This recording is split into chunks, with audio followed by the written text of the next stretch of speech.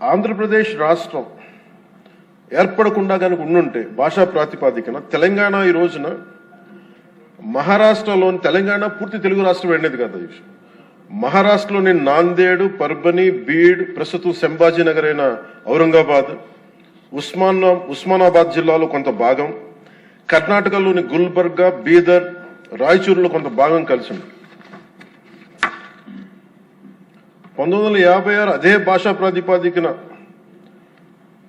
ఈరోజు కేరళ ఏర్పడింది అంటే మద్రాస్ ప్రెసిడెన్సీ నుంచి మలబార్ జిల్లా, కాసర్గోడ్, ట్రావెన్కోర్, కొచ్చిన్తో కలిసి మళ్ళీ కేరళ రాష్ట్రం ఏర్పడింది. అలాగే ఈ రోజున మనం చెప్తున్న మైసూర్ దీని రాష్ట్రం, బళ్ళారి, కొల్లేగల్ తాలూకా, సౌత్ కెనరా కలిసి కన్నడ మాట్లాడే ప్రజలు కర్ణాటక రాష్ట్రం ఏర్పడింది.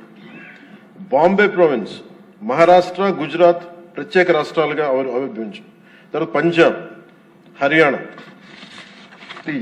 అన్ని రాష్ట్రాలు భాషా ప్రయుక్త రాష్ట్రాలుగా మన ఆంధ్రప్రదేశ్ త్యాగంతో నలిగిపోయి ఉనికితో ఏర్పడ్డ తర్వాత తిరిగి మనకి ఒక రాష్ట్రం కావాలి, మనకి ఇది కావాలంటే ఈరోజు రాజధాని లేకుండా ఇన్ని 70 సంవత్సరాల పై దాదాపు 68-70 సంవత్సరాలు అయినా కానీ 6 దశాబ్దాలు దాటినా కానీ ఇంకా మనం ఒక రాజధాని లేని రాష్ట్రంగా, ఇంకా సరైన వసతులు లేని రాష్ట్రంగా, ఒక అడ్మినిస్ట్రేటివ్ సౌకర్యాలు లేని రాష్ట్రంగా, ఒక హైకోర్టు సమూలంగా బలమైన హైకోర్టు లేని రాష్ట్రంగా ఇంకా మనం కొట్టుకుంటానే ఉన్నాం.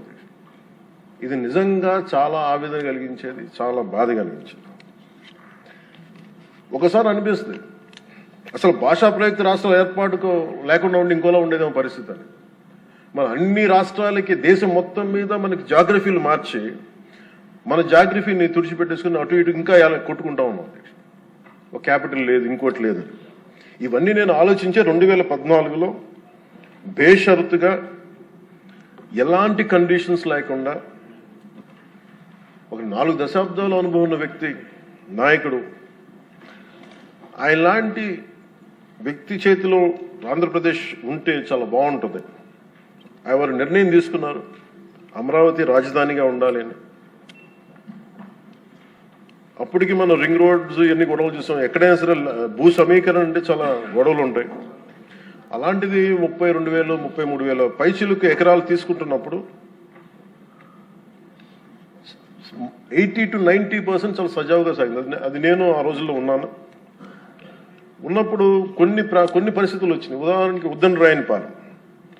ఉద్దండరాయనిపాలెం దగ్గర చాలా మంది దళిత కులాలకు చెందిన రైతాంగం వచ్చి నా దృష్టికి వచ్చి ఇట్లా మేము కూడా ఇక్కడే అంటి పెట్టుకున్నాం, మాకు కూడా కొంచెం వేతనం కొంచెం ఎక్కువ ఇప్పించండి, కొంచెం మనకి కాంపెన్సేషన్ ఎక్కువ ఇప్పించండి అంటే అది ఆ రోజున వారి దృష్టికి తీసుకెళ్ళినప్పుడు వాళ్ళకు కూడా న్యాయం చేశారు. ఇవన్నీ చేసిన తర్వాత ఎక్కడో ఒక చోట ముందుకెళ్తున్న పరిస్థితుల్లో 1924 ప్రభుత్వం మారింది. ప్రభుత్వం మారిన తర్వాత అసలు దాని మీద ఎంత కక్ష కట్టారంటే అంటే ఈ లోపుల్లోనే దాని మీద చాలా అభండాలు వేశారు. ఖచ్చితంగా భూమిని తీసుకుంటున్నప్పుడు కొన్ని సమస్యలు వస్తాయి అధ్యక్ష. అయిష్టతో ఉన్నవాళ్ళు ఉంటారు. మొత్తం 100% సంతోషంగా ఎవరు, కానీ మెజారిటీ ప్రజలు మటుకు ఇష్టాపూర్వకంగా ఇచ్చారు. అందరూ నాలాగే నేను ఎలా అయితే వచ్చానో మన రాజకీయాల్లోకి మన ఉనికిని కోల్పోయాం, ఆంధ్రప్రదేశ్కి ఉనికి లేదు, రాజధాని లేదనేది నేను అమరావతి జిల్లా సంబంధించిన రైతాంగం అందరితో మాట్లాడితే చాలా ఎక్కువ శాతం మంది మా ఇష్టం తెస్తున్నాం. ఇక్కడ మేము నేల పోగొట్టుకున్నాం, హైదరాబాద్ పోగొట్టుకున్నాం, మేము ఇస్తాం అని చెప్పి చాలా మంది సంతోషంగా ఇచ్చారు. ఇందాక కేశవ్ గారు చెప్పినట్టుగా ల్యాండ్ తీసుకోవాలంటే గొడవలు వస్తాయి. అలాంటిది 30,000 పైల ఎకరాలు తీసుకుంటున్నప్పుడు ఎక్కడా కూడా ఎలాంటి ఇబ్బంది లేకుండా, గొడవలు లేకుండా కేవలం సామరస్యపూర్వకమైన చర్చల ద్వారా అంటే ఓన్లీ ఆ చర్చలు కూడా దేనికి సంబంధించి మాకు ఎంత కాంపెన్సేషన్ ఉంటే మాకు ఎటువంటి దానివల్ల గౌరవ మంత్రి నారాయణ గారి ఆధ్వర్యంలో చాలా సానుకూలంగా సాగింది. పరిస్థితులు ఏమైనప్పటికీ 1924 మధ్యలో ప్రభుత్వం రాలేకపోయింది. ఆ రోజునున్న ఆ ప్రభుత్వం రాలేకపోయింది. వచ్చినప్పటి నుంచి అసలు ఎలాంటి గొడవలు జరిగినాయి అంటానికి చాలా మీకు ఎంత బాధ కలిగించే అంశాలంటే ఇంట్లో నుంచి బయటికి రాని ఆడవారు అసలు బయటికి రావాలంటే ఆలోచించేవాళ్ళు. అలాంటి ఆడపడుచుల మీద కష్టం, శారీరక శ్రమ తప్ప వాళ్ళ ఒంటి మీద వాళ్ళ శారీరక శ్రమ తప్ప ఇంకేమీ తెలియని వాళ్ళు వీళ్ళందరూ ఇష్టంతో పొలాలు ఇస్తే ఈరోజు ఇక్కడ రాజధాని లేదు, ఇక్కడ ఉండదు అనే ఒక గత వైసీపీ ప్రభుత్వం చేసిన దీనికి నాకు జనసేన పార్టీ కార్యాలయంకి వచ్చి ఆడపడుచులు ఎలా దెబ్బలు కొట్టారు, పోలీసులు ఎలా కొట్టారు అనేది నాకు ఇది వివరించే దృశ్యాలు అధ్యక్ష. అలాగే ఎలాగ వీళ్ళని వచ్చి ఎన్ని రకాల కష్టాలతో ఉన్నాం, మాకు ఏం చేస్తున్నారు అనేది మా జనసేన పార్టీ ఆఫీస్ దృష్టికి తీసుకొచ్చారు. ఆవిడకి ఇక్కడ చూస్తే మీకు ఆవిడ ఎలా కొట్టారు పోలీసులు అనేది ఆవిడ ఏడుస్తుంది. నేను ఇంట్లో నుంచి ఎప్పుడు బయటికి రాలేదు, నా బిడ్డల భవిష్యత్తు కోసం ఇస్తే నన్ను ఎలాంతా దారుణంగా కొట్టారు చూడండి అని చెప్పి మేము చెప్పుకోలేకపోతున్నాం, మేము కూర్చోబెట్టి ఎక్కడెక్కడ కొట్టారు మీకు చెప్పలేకపోతున్నాం అనేది ఆవిడ చాలా హృదయ విదారకంగా చెప్తుంది. ఈయన పాపం పనిచేసుకున్న రైతే, ఆయన మాకు ఎందుకు కాంపెన్సేషన్ ఇవ్వట్లేదు అని అమరావతి గురించి ఎందుకు మీరు కంటిన్యూ చేయారంటే ఆయన మీద దాడి చేసి రిపీటెడ్గా ఆయన కొట్టింది ఆయన చూపిస్తున్నారు. ఇదే చూస్తే ఇక్కడ ఈ ఆడపడుచున్నాడు,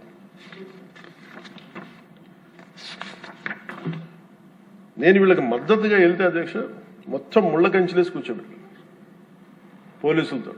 ఈరోజు చూస్తున్న అమరావతి కానీ ఈరోజు చూస్తున్న ప్రాంతం కాదు, ఒక యుద్ధ వాతావరణం ఉండేది, గుబులు వాతావరణం ఉండేది. చట్టసభలోనే ఇందాక లోకేష్ గారు చెప్తున్నట్టుగా చట్టసభలోనే దాడులు చేసే పరిస్థితిలో ఉన్నప్పుడు, ఇంకా బయట శాసనసభ్యులకే రక్షణ లేనప్పుడు, ప్రతిపక్ష నాయకులుగా ఉన్న చంద్రబాబు గారికి రక్షణ లేనప్పుడు, ఇంకా సగటు రైతుకి ఏ రక్షణ ఉంటుందో మీరు ఊహించుకోగలరు. అలాంటిది మేము కూర్చోబెట్టి బయటకు వస్తే అధ్యక్ష మొత్తం ముళ్ళ కంచెలు వేసి మమ్మల్ని ఇక్కడ కూర్చోబెట్టి మీరు 15 నిమిషాలు కూర్చుంటే వెళ్ళిపోతామంటే ఇంకా నాకు విసుగొచ్చి గొడవ పెట్టుకొని మీరు వదిలితే వదలండి, లేదంటే మీరు కంచెల నుంచి ఒళ్ళు చిరిగిపోయినా ముందుకెళ్తామని చెప్పి ఆ పొలాల మధ్యలో నుంచి వెళ్తే అప్పుడు కూర్చోబెట్టి గొడవ పెట్టుకుంటే పోలీసులు వెళ్తే వాళ్ళందరూ చెప్పుకున్న బాధ అధ్యక్ష, వాళ్ళ ఏడుపుల అధ్యక్ష, పాపం ఈ రైతులు కన్నీళ్ళు చాలా ఇవన్నీ ఆవేదన కలిగించింది. ఈ అబ్బాయి అయితే ప్రత్యేకించి నోటి మాట కూడా రాదు అధ్యక్ష. ఈ అబ్బాయికి బాధ ఎలా కొట్టారో కూడా అబ్బాయి చెప్పలు. ఈ అబ్బాయి వీళ్ళందరూ కూడా దళిత కులాలకు చెందిన కులాలు అధ్యక్ష. ఈ అబ్బాయికి మాట కూడా రాదు, ఏడుస్తా వేదం అంటే ఏం చెప్పాలో తెలియట్లా, భాష లేదు ఆ భావానికి, ఆ ఏడుపుకి, ఆ వేదనకి భాష లేదు. ఆ సైగలతోటి ఆ రాని వచ్చిన ఒక మోగ గొంతుతోటి మాట్లాడుతుంటే నా గుండె కరిగిపోయింది. రైతాంగం అందరూ వచ్చి మమ్మల్ని రిపీట్గా మాకు హెల్ప్ చేయండి, మీరు నిలబడాలంటే ఇవన్నీ కూడా నేను అప్పుడు మేము అలయన్స్లో ఉన్న భారతీయ జనతా పార్టీ కేంద్ర నాయకత్వం దృష్టికి తీసుకెళ్ళి ఆ రోజున జనసేన పార్టీ నుంచి చాలా బలంగా నిర్ణయం తీసుకున్నాం. ఆంధ్రప్రదేశ్కి ఉండేది ఒకే ఒక రాజధాని, అది అమరావతి అవుతుంది. అది మేము చాలా క్లియర్ కట్గా మేము చాలా బలంగా తీసుకున్నాం అధ్యక్ష. ఇది తీసుకున్న తర్వాత మాకు అక్కడి నుంచి 3 రాజధానులు అంటే సమస్యని పరిష్కరించకపోగా జటిలం చేశారు వీళ్ళందరూ. మేము అలయన్స్కి ప్రత్యేకించి మేము పెట్టుకుంది ఆంధ్రప్రదేశ్కి